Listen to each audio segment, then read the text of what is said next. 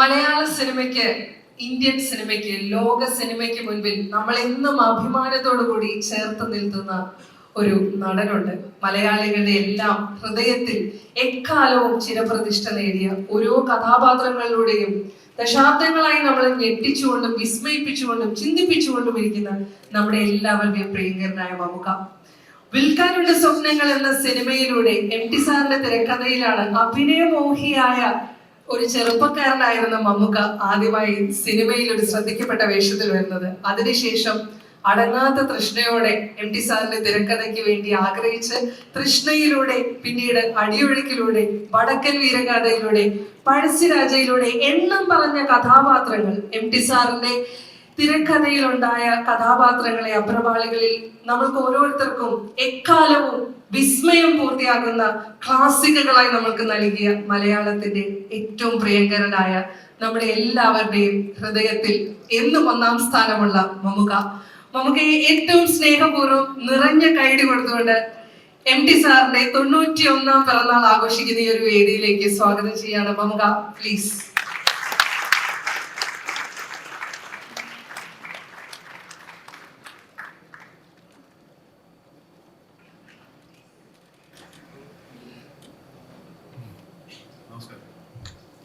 പൊതുവെ അല്പം സ്വഭാവമുള്ള ആളായതുകൊണ്ടാണ് എവിടെയെങ്കിലും പിടിച്ച് ഞാൻ വേണ്ടി ഇങ്ങോട്ട് പോകുന്നത്.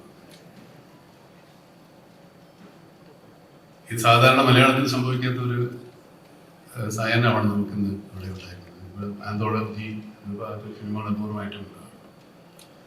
പക്ഷെ നമുക്ക് ആരുടെ മുമ്പിലും ധൈര്യമായിട്ട് പറയാവുന്ന ഒരു ആന്തോളജി ആയിരിക്കും ഇത് മലയാള ഭാഷയെ സംബന്ധിച്ചിടത്തോളം.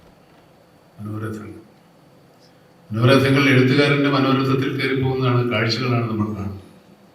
അതിനേക്കാളും വലിയ ചേർന്നൊരു പേരും ഉണ്ടാവാൻ സാധ്യത കുറവാണ്. എന്നെ സംബന്ധിച്ചിടത്തോളം ഞാൻ വളരെ വ്യക്തിപരമായിട്ട് എം.ടിയോട് അടുപ്പമുള്ള ഒരാളാണ്. ഒരുപാട് കാര്യങ്ങൾ അതിനെപ്പറ്റി പറയാനുണ്ട്.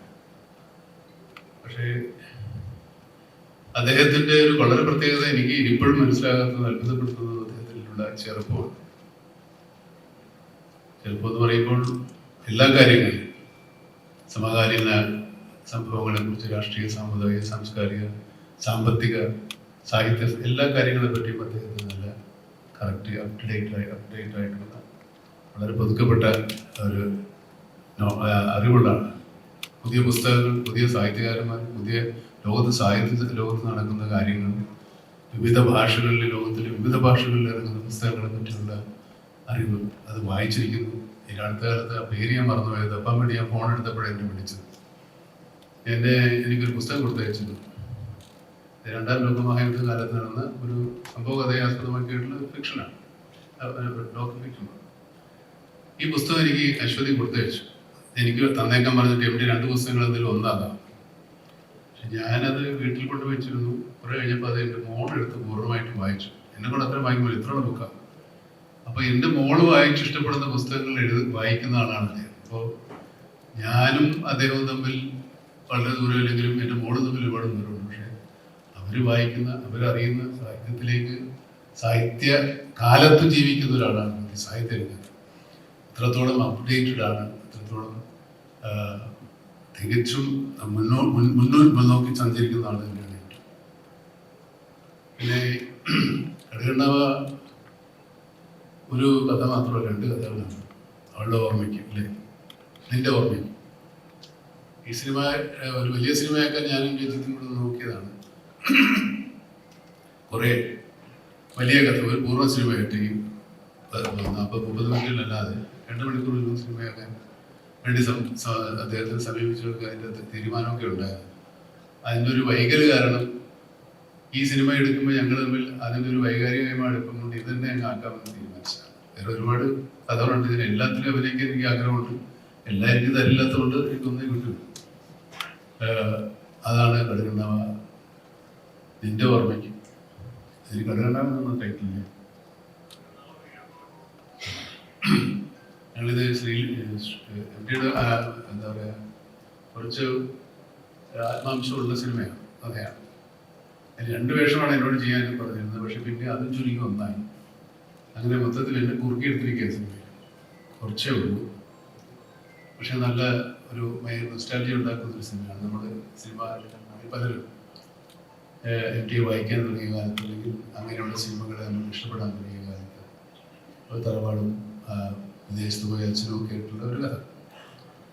അത് രഞ്ജയാണ് ഡയറക്റ്റ് ചെയ്തിരിക്കുന്നത്. ഞങ്ങൾ സിലോണിലൊക്കെ പോയി ഷൂട്ട് ചെയ്തതാണ്. അപ്പോൾ മഹേഷ് പറഞ്ഞ പോലെ ഞങ്ങൾ ഫോറിലാണ് ഷൂട്ട് ചെയ്തത്. ഇവിടെ മഹേഷിൻ്റെ ഇവിടെ കാനഡയിലാണ് ഷൂട്ട് ചെയ്തത്, ഞങ്ങളുടെ ഇവിടെ ശ്രീലങ്കയിലാണ് ഷൂട്ട് ചെയ്തത്. അങ്ങനെ പ്രത്യേക ഒരു സിനിമയാണ്. MT സംബന്ധിച്ചിടത്തോളം അദ്ദേഹം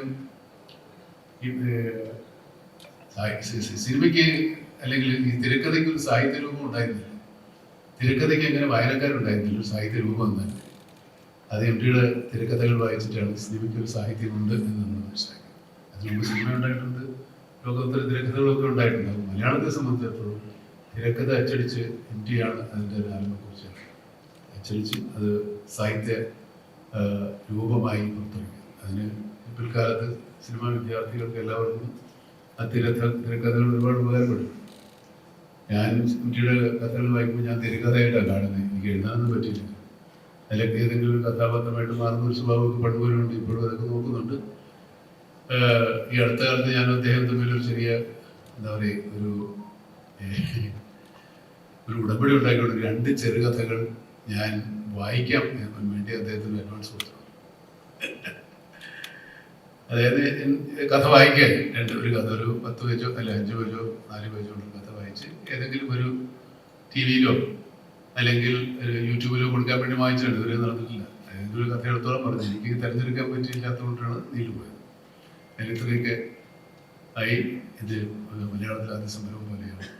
MTക്ക് പ്രായം ആയിട്ടില്ല. MTക്ക് 1 വർഷം കൂടെ ആയി. ഇത്രയുള്ളൂ. എൻ്റെ ഹൃദയം നിറഞ്ഞ ജന്മദിനാശംസ. ആയുസ്സും ആരോഗ്യവും ഉണ്ടാവട്ടെ എന്ന്